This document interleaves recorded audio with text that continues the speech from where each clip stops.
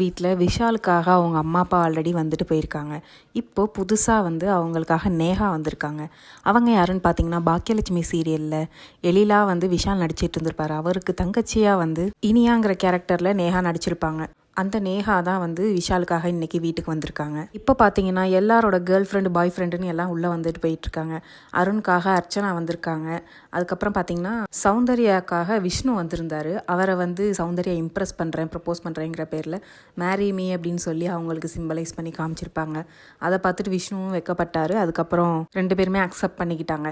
அதுக்கப்புறம் அங்கே இருந்த எல்லா கண்டஸ்டன்ஸும் அவங்கள பார்த்து ரொம்ப ஹாப்பியானாங்க.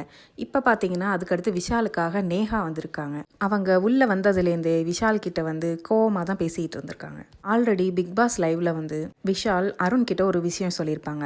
அது என்ன அப்படின்னாக்க, எனக்கு இப்போ லவ் பண்ணணும்னு தோணுது, ஒருத்தவங்க வெளியில் இருக்காங்க, அவங்கள நான் ரொம்ப மிஸ் பண்ணுறேன், வெளியில் போயிட்டு அவங்கள்ட்ட ப்ரப்போஸ் பண்ண போகிறேன் அப்படின்னு சொல்லுவாங்க. அதுக்கு அருண் சொல்லுவாங்க, நல்ல விஷயம்தான், இதெல்லாம் லேட் பண்ணாத, கரெக்டாக போய் ப்ரப்போஸ் பண்ணிடு அப்படின்பாங்க. அதுக்கு விஷால் சொல்லுவாங்க, பயமாக இருக்குது, எனக்கு ஒரு மாதிரி இருக்குது அப்படின்பாங்க. 30 வயசுக்குள்ளே கல்யாணம் பண்ணிடணும்னு தோணுது, ரொம்ப நாள் தனியாக இருக்கிற மாதிரி ஃபீலிங்காக இருக்குது, ஆல்ரெடி 2 லவ் பண்ணிட்டேன், 2மே பிரேக்கப் ஆகிடுச்சு. ஃபஸ்ட் லவ் பண்ணேன், 2.5 வருஷமாக பண்ணிகிட்டு இருந்தேன். அதுக்கப்புறம் செகண்ட் லவ் ஒரு 3 வருஷமாக பண்ணேன்.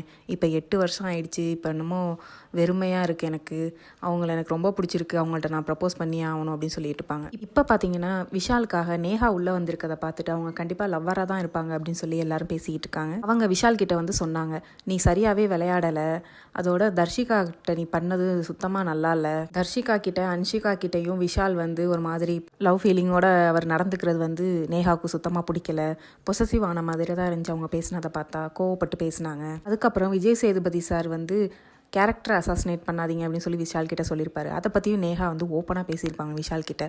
நீ இந்த மாதிரி சௌந்தர்யா சொன்னில்ல, அதுக்கு நீ போய் அவங்கள்ட்ட சாரி கேட்டியா அப்படின்னு சொல்லி கேட்பாங்க. அதுக்கு விஷால் சொல்லுவாங்க, இல்லை அப்படின்பாங்க. நீ பண்ணது தப்பு தானே அப்படின்னு சொல்லி ஓப்பனாகவே பேசிடுவாங்க. விஷால் கிட்ட கோவமாகவே பேசுவாங்க. விஷால் ஆல்ரெடி சொல்லியிருக்காரு, அவர் கையில் இருக்க பேண்டு நேஹா தான் கொடுத்தது அப்படின்னு சொல்லியிருப்பாரு. இதை வச்செல்லாம் பார்க்கும்போது நேஹா தான் அவரோட லவ்வருங்கிற மாதிரி எல்லாரும் சொல்கிறாங்க.